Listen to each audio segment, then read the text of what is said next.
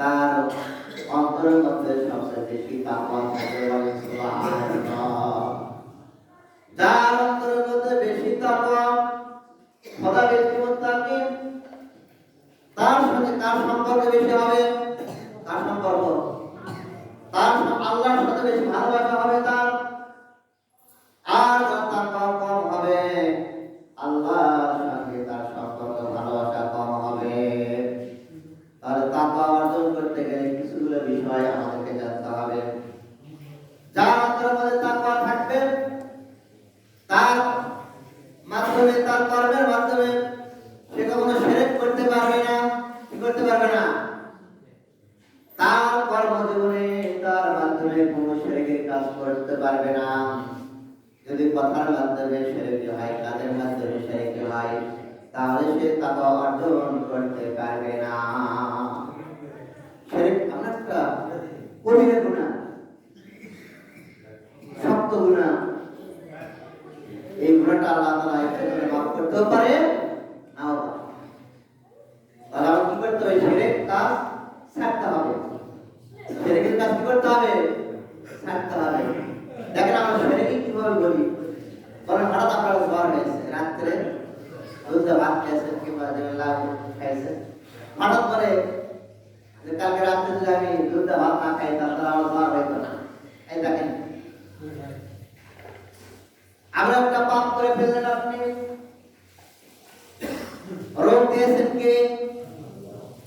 আপনি বলেন দুধের ওসিলা, দুধ খাইতে পেলে আমার কি হয়েছে? রোগ হয়েছে। অর্থাৎ হুঁশিয়ার, সাবধান, অত্যন্ত গুরুত্বপূর্ণ বিষয়।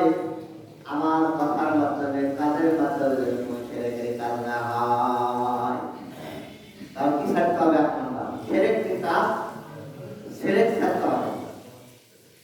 দুই নম্বরে মূর্তি পূজা ছাড়তে হবে। মূর্তি ভাবটা পরিহার করতে হবে।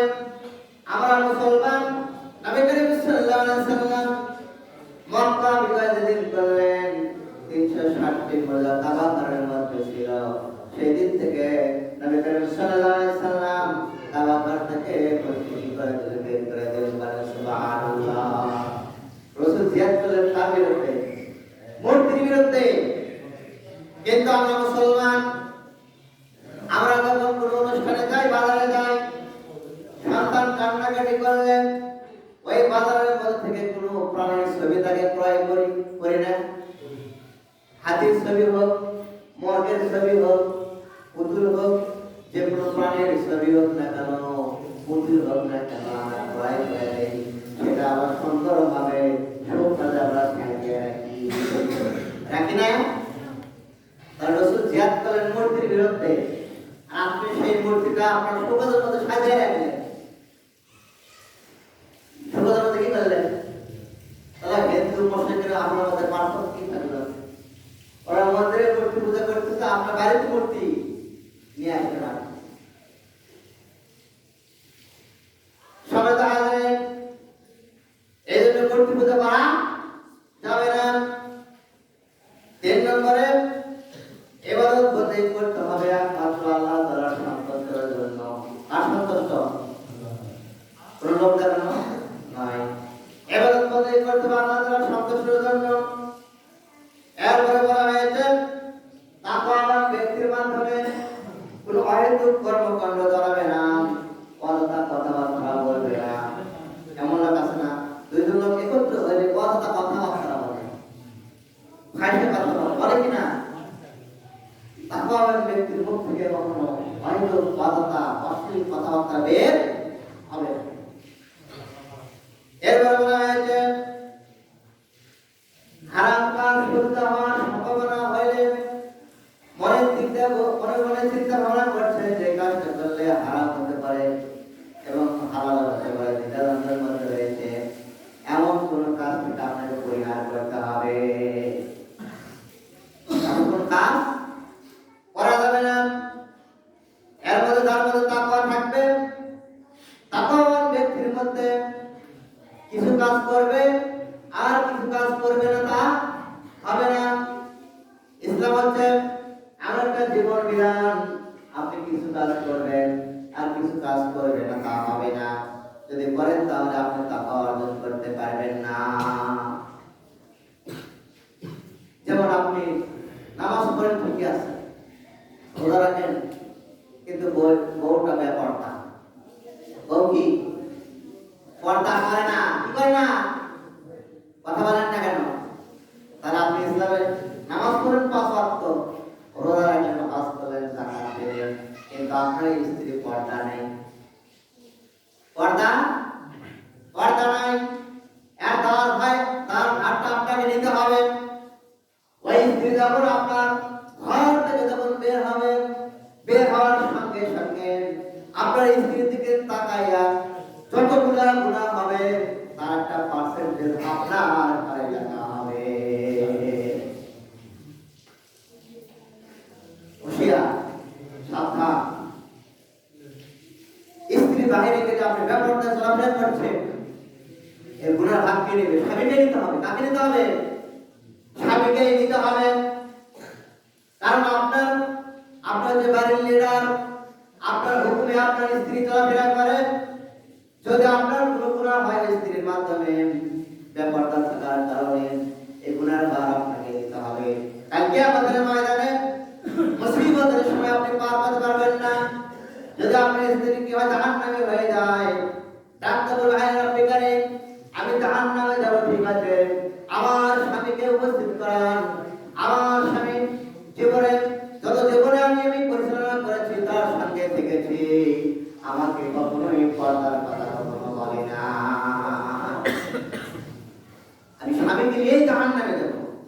কোথায় যাব? জাহান্নামে যাব।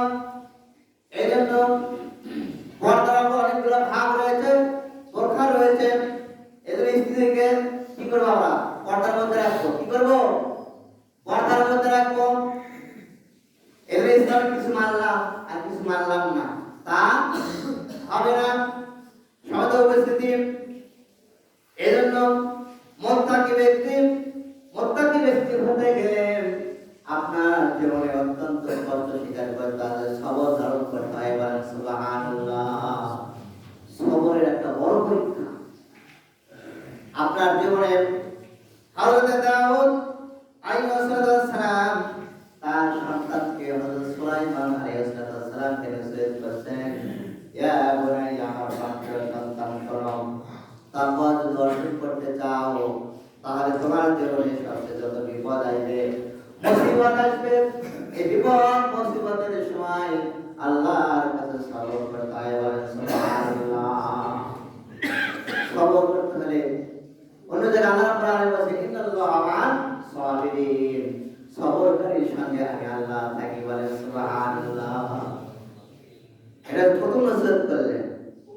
2 নম্বর নসিহত করলেন হযরত সুলাইমান, হযরত দাউদ আলাইহিস সালাম তার সন্তানকে বলছেন, সুলাইমান আলাইহিস সালামকে বলছে, 1 নম্বর তুমি সবর করবে, বিপদ মুসিবত আসলে তুমি ধৈর্য ধারণ করবে, সবর করবে। এটা হচ্ছে তাকওয়ার 1 নম্বর কারণ। 2 নম্বর কারণ, যখন আল্লাহ তাআলার পক্ষ থেকে যা কিছু আসে, বিপদ আসুক এবং সুখ আসুক, সর্ব অবস্থায় আপনাকে সন্তুষ্ট থাকতে হয়। বলেন সুবহানাল্লাহ।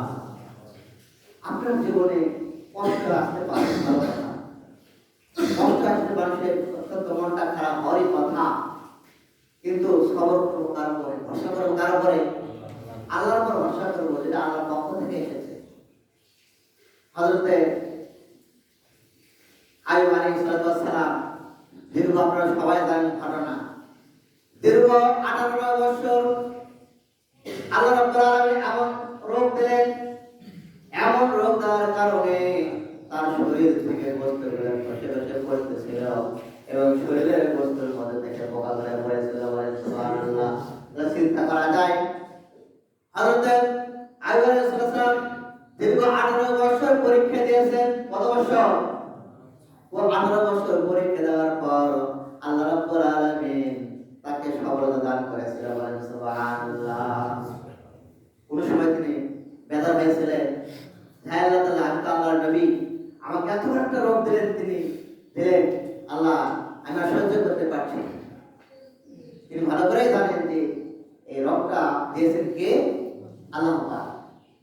তাহলে 2 নম্বরে নসিহত করলেন হযরতে দাউদ আলাইহিস সালাম যে আল্লাহ তাআলার পক্ষ থেকে সুখ এবং অসুখ শান্তি যাই আসুক না কেন সর্বাবস্থায় সন্তুষ্ট থাকবো ইনশাআল্লাহ। এরপরে বলা হয়েছে 3 নম্বরে আপনার জীবনে এমন কিছু সুখ আছে, এমন কিছু শান্তি রয়েছে, এই শান্তিটা যখন শেষ হয়ে যায় আপনার জীবন থেকে, তখন শেষ হয়ে যাওয়ার পরেও আপনি আল্লাহ তাআলার উপর ভরসা করবেন, বলেন সুবহানাল্লাহ। মনে করেন আপনি অনেক 30 বিঘা ধন সম্পদ ছিল, আপনার জীবনে আপনি 1 বিঘা নেই, কিন্তু ভরসা করতে হবে তারপর আল্লাহর উপর করতে হবে। কারণ এটা পরীক্ষা। এটা কি? ধন সম্পদ পরীক্ষা, সন্তান সন্ততি পরীক্ষা, ফসলাদি আপনার নষ্টের মাধ্যমে আপনার পরীক্ষা। এগুলো পরীক্ষা আল্লাহ তাআলার পক্ষ থেকে হয়। ঈমানদারের পরীক্ষা হয়, তার কারণ হলো আল্লাহ রাব্বুল আলামিন ঈমানদারকে বেশি ভালোবাসেন। কাকে বেশি ভালোবাসেন? ঈমানদারকে বেশি ভালোবাসেন। এইজন্য ঈমানদার মুত্তাকির মধ্যে বেশি পরীক্ষা আল্লাহ রাব্বুল আলামিন নাই। এইজন্য আল্লাহ রাব্বুল আলামিন ইন্নাল্লাহা মা'আস সাবিরিন বলেছেন যে বান্দা শোনো, আমি তোমাকে তোমাদের যারা সবরকারী রয়েছে সবরকারীর সঙ্গে আমি সবসময় থাকি। সুবহানাল্লাহ, সুবহানাল্লাহ। সমাজ উপস্থিতি এরপরে আল্লাহ রাব্বুল আলামিন বলেছেন, এরপরে বলা হয়েছে মুত্তাকি ব্যক্তি অন্তরে সবসময় স্মরণ থাকবে আল্লাহকে। কাকে? আল্লাহকে বেশি স্মরণ করবেন, তাহলে চিন্তিত হবে, বুঝতে পারবেন সেই ব্যক্তি সবচেয়ে বেশি মুত্তাকি। এরপরে বলা হয়েছে মুত্তাকি ব্যক্তির একটা বড় গুণ হচ্ছে তিনি সবসময় ভালো কাজ করবেন এবং হারাম কাজ থেকে দূরে থাকবেন। ভালো কাজ, ভালো আমল করবেন এবং খারাপ আমল বর্জন করবেন। এটা হচ্ছে মুত্তাকি ব্যক্তির সবচেয়ে বড় গুণ। আর মুত্তাকি ব্যক্তি হতে গেলে আমাদের 9টি বাধা রয়েছে। কয়টি বাধা?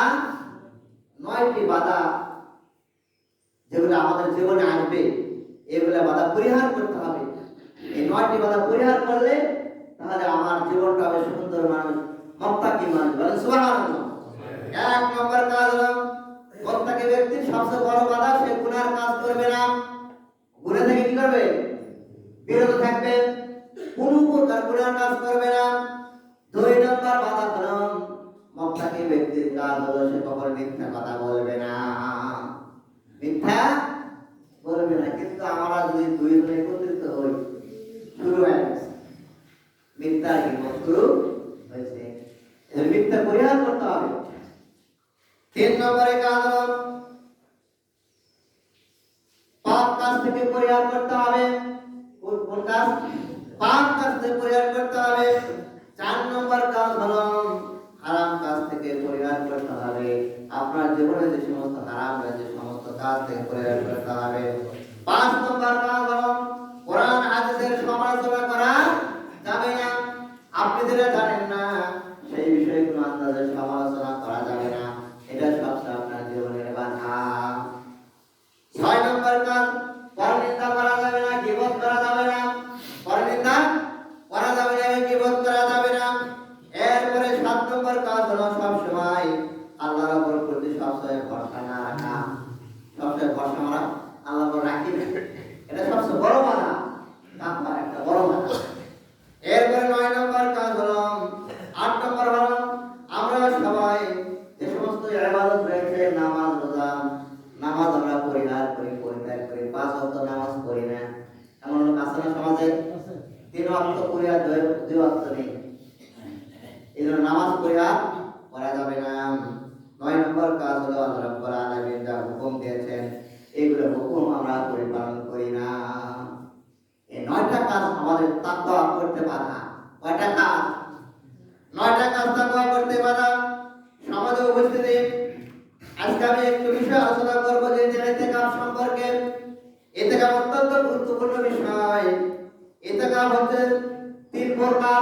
কয় প্রকার? 3 প্রকার ইতিকাফ। 1 নম্বর হচ্ছে ওয়াজিব ইতিকাফ, 2 নম্বর হচ্ছে সুন্নাত ইতিকাফ, 3 নম্বর হচ্ছে নফল ইতিকাফ। হলো কোনো ব্যক্তি যদি মানত করে যে আমার একটা কাজ হলে আমি ইতিকাফ থাকবো, আমার সন্তানের অসুখ ভালো হলে কি করবো? ইতিকাফ করবো। এটা তো ওয়াজিব ইতিকাফ। ইতিকাফ আপনাকে করতেই হবে। এই ইতিকাফ করতে গেলে আপনি রমজানের মধ্যে আপনি করতে পারবেন না, রমজানের বাইরে করতে হবে আপনাকে। রমজানের বাইরে করতে হবে। 2 নম্বর সুন্নাত ইতিকাফ। সুন্নাত ইতিকাফ হলো এই যে আপনার 10 তারিখ থেকে 20 তারিখ থেকে নিয়ে এবং রমজানের লাস্ট পর্যন্ত 10 দিন ইতিকাফ থাকা হচ্ছে সুন্নাতে কিফায়া। সুন্নাতে কিফায়া এই ইতিকাফটা আপনার জন্য এই সমাজের মধ্যে যদি কেউ না করে তাহলে আমরা সবাই দায়ী। আমরা সবাই কি?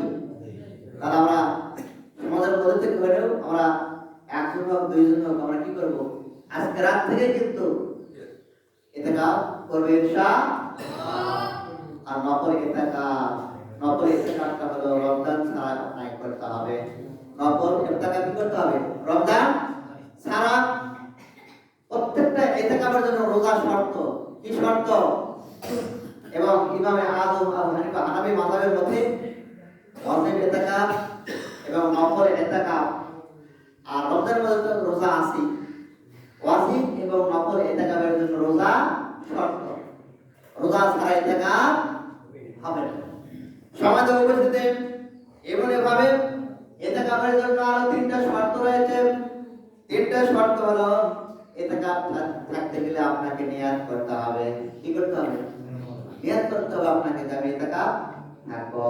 2 নম্বর শর্ত হলো মসজিদ হতে হবে। মসজিদ ছাড়া ইতিকাফ করা যাবে না। পুরুষ মানুষের জন্য মসজিদ শর্ত আর মহিলাদের জন্য বাড়ি শর্ত। তাহলে ইতিকাফ করতে গেলে পুরুষদের জন্য কোথায় ইতিকাফ করব? মসজিদে ইতিকাফ করব। এমনি ভাবে ইতিকাফের জন্য শর্ত হলো যে 3টা যে বলছি ওয়াজিব ইতিকাফ, সুন্নাত ইতিকাফ আর নফল ইতিকাফ। এই 3টার জন্য রোজা হচ্ছে শর্ত। রোজা শর্ত। নবী করিম সাল্লাল্লাহু আলাইহি সাল্লাম বলেছেন যে ব্যক্তি শেষের 10 দিন ইতিকাফ করবেন, এই শেষের 10 দিন যদি ইতিকাফ করেন, নবী করিম সাল্লাল্লাহু আলাইহি সাল্লাম বলেছেন সে যেন 2টা হজ এবং 2টা উমরা আদায় করলে বলে সুবহানাল্লাহ। এত শান, এত মর্যাদা ইতিকাফ। কে বলেছেন? নবী করিম সাল্লাল্লাহু আলাইহি সাল্লাম। আমরা হজ করতে গরিব মানুষ পারি না, একটু নিয়ত করে আজ থেকে 2টা হজ এবং 2টা উমরা আদায় করলে যে সওয়াবটা হবে, এই 10 দিন ইতিকাফ করলে আল্লাহ তাআলা সেই সওয়াব দান করেন। বলো সুবহানাল্লাহ। শুধু তাই নয়, নবী করিম সাল্লাল্লাহু আলাইহি সাল্লাম একটা কথা বলেছেন যে ব্যক্তি একদিন ইতিকাফ করবে, কয় দিন?